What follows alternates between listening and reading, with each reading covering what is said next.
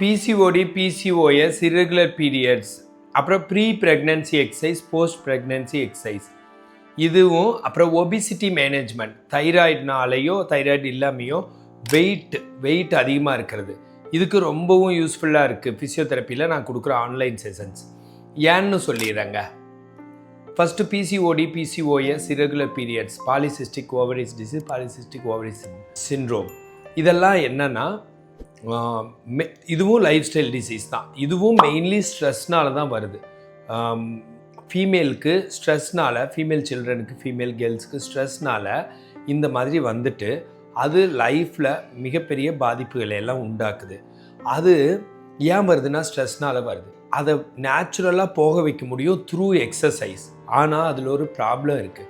Exercise தானே போக வைக்க முடியும், நான் யோகா போகிறேன். எக்ஸசைஸ் தானே போக வைக்க முடியும், நான் ஜிம்முக்கு போகிறேன். எக்ஸசைஸ் தானே நான் பாட்டில் வாக்கிங் போகிறேன். எக்ஸசைஸ் தானே நான் பாட்டில் ரன்னிங் போகிறேன்.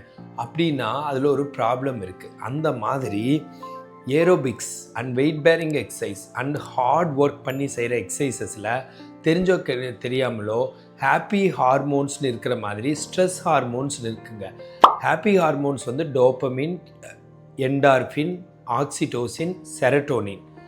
அது மாதிரி இதில் இருக்கிறது கார்டிசோல் ஹார்மோன் வந்து ஸ்ட்ரெஸ்ஸு உருவாக்குற ஹார்மோன்ஸு. அது சுரக்குதுங்க. ஏன்னா கஷ்டப்பட்டு எந்த விஷயத்தை கஷ்டப்பட்டு செஞ்சாலும் அதான் நடக்குது. அப்படிங்கிறப்ப அந்த எக்ஸசைஸ் யூஸ் ஆகல.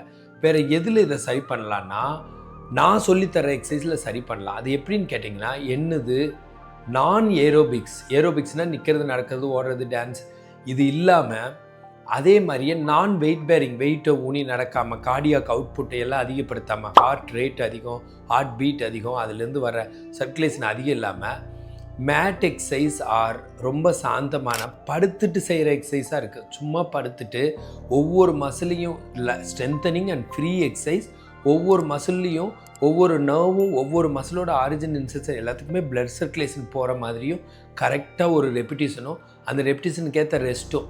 ஒன்றுன்னு சொல்லிவிட்டு முட்டியை கீழே ப்ரெஸ் பண்ணால் 10 கவுண்ட்ஸு, ஒன்றுன்னு சொல்லிவிட்டு ரிலீஸ் பண்ணாலும் 10 கவுண்ட்ஸு. அதே மாதிரியே காலை மடக்கி இடுப்பை பிரிட்ஜிங் தூக்கி வச்சுருக்கிறது 10 கவுண்ட்ஸு, கீழே போட்டாலும் 10 கவுண்ட்ஸ். அந்த 10 கவுண்ட்ஸ் தூக்குன எக்ஸசைஸ்க்கு உடனே 10 கவுண்ட்ஸ் நான் ரெஸ்ட்டும் கொடுத்துறேன்.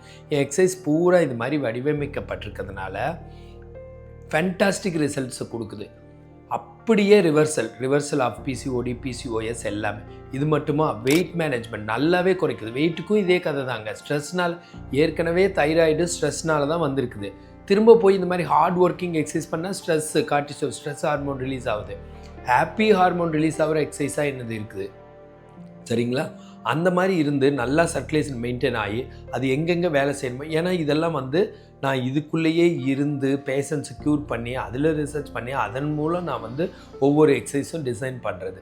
அப்படிங்கிறப்போ இது ரொம்பவும் ஒர்க் அவுட் ஆகுது. நான் ஏற்கனவே நிறைய வீடியோவில் சொன்ன மாதிரி 30 நாடுகள் சுற்றி 28 வருஷம் எக்ஸ்பீரியன்ஸு, நிறையா அவுட் ஆஃப் கண்ட்ரி பேஷண்ட்ஸ் பார்த்து டிஃப்ரெண்ட் இடங்கள், டிஃப்ரெண்ட் மக்கள், அதனால் ஒரு ப்ராட் ஸ்பெக்ட்ரமாக ஒரு நாலேஜ் கிடைக்குது. அதனால தான் ஒரு சாந்தமாக எளிமையாக ஒவ்வொரு எக்ஸசைஸும் ரொம்ப சிம்பிளாக சொல்லித்தர முடியுது.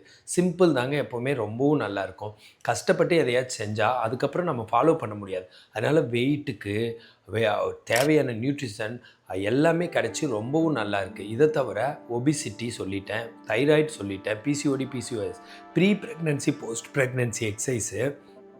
ப்ரீ ப்ரெக்னன்சி எக்ஸசைஸ் நார்மல் டெலிவரிக்கு அவ்வளோ யூஸ்ஃபுல்லாக இருக்குது. போஸ்ட் ப்ரெக்னன்சி எக்ஸசைஸ் பெல்லி தொப்பை குறைஞ்சி ரொம்ப ஃப்ளாட் அப்டாமன் வர மாதிரி இருக்குது. இது எல்லாமே ஃப்ரீ கன்சல்டேஷன். என்கிட்ட ட்ரீட்மெண்ட்னு எடுத்தால் மட்டும் அதுக்கு ஒரு குறிப்பிட்ட ஃபீஸ் இருக்கும் கண்டிப்பாக. ஆனால் ரொம்பவும் கம்மியாக இருக்கும், ரொம்பவும் அது சிம்பிளாக முடியும். எல்லாமே 7 days ஆர் மேக்ஸிமம் 12 daysக்குள்ளே டெய்லி 1 hourல இதெல்லாமே சொல்லிக் கொடுக்க முடியுது. இதுக்குள்ளே இருக்கிற இன்னொரு நல்ல விஷயம் என்னென்னா வெறும் எக்ஸசைஸோடு இல்லாமல் மென்டல் ஹெல்த் கவுன்சிலிங், மனநலம் சம்மந்தமாகவும் ரொம்ப கரெக்டாக சொல்லி கொடுத்து டயட்டில் அப்படி ஒரு கரெக்டான ஒரு கைடன்ஸ் கொடுக்குறேன். இப்போது நியூட்ரிஷன் நல்லா இருந்தால் தான் வெயிட் குறையும். நியூட்ரிஷன் நல்லா இருந்தால் தான் பிசிஓடி, பிசிஓஎஸ் எல்லாம் கரெக்டாக சரியாகும். நியூட்ரிஷன் நல்லா இருந்தால் தான் நம்மளுக்கு நார்மல் டெலிவரி இது மாதிரிலாம் நடக்கும். ஸோ நியூட்ரிஷன் நல்லா இருக்கிறதுக்கு ஒரு டிப்ஸ் இப்போ சொல்கிறேன். 5 வகையான ஃப்ரூட்ஸ் டெய்லி சாப்பிடுங்கன்றது ஒரு மினிமமாக நான் சொல்லியிருக்கிறேன். அதுவும் எப்படி என்னன்னு சொல்லுவேன். நெல்லிக்காய் மாதிரி, ஒரு பனானா மாதிரி, ஒரு ரொம்ப எக்கனாமிக்கலான இதுவும் இல்லைன்னா ஒரு மாதிரி மீடியமான ஒரு இது கொய்யாக்காய் மாதிரி, இது மாதிரிலாம் கொய்யாப்பழம் மாதிரி, இது மாதிரிலாம் சொல்லி கரெக்டாக கொண்டு வந்து அதை வந்து நான் சக்ஸஸ்ஃபுல்லாக மாற்றுறேன். இந்த மாதிரிலாம் வேணும்னா கன்சல்ட் பண்ணுறதுக்கு எனக்கு கால் பண்ணுங்கள். ஆன்லைன் செஷன்ஸ் வேணும்னாலே என்னை காண்டாக்ட் பண்ணுங்கள். இந்த மாதிரி ஹெல்த் டிப்ஸ் வேணும்னா என்னை ஃபாலோ பண்ணுங்கள். நான் பிரகாஷ் ஃபிசியோதெரபிஸ்ட்.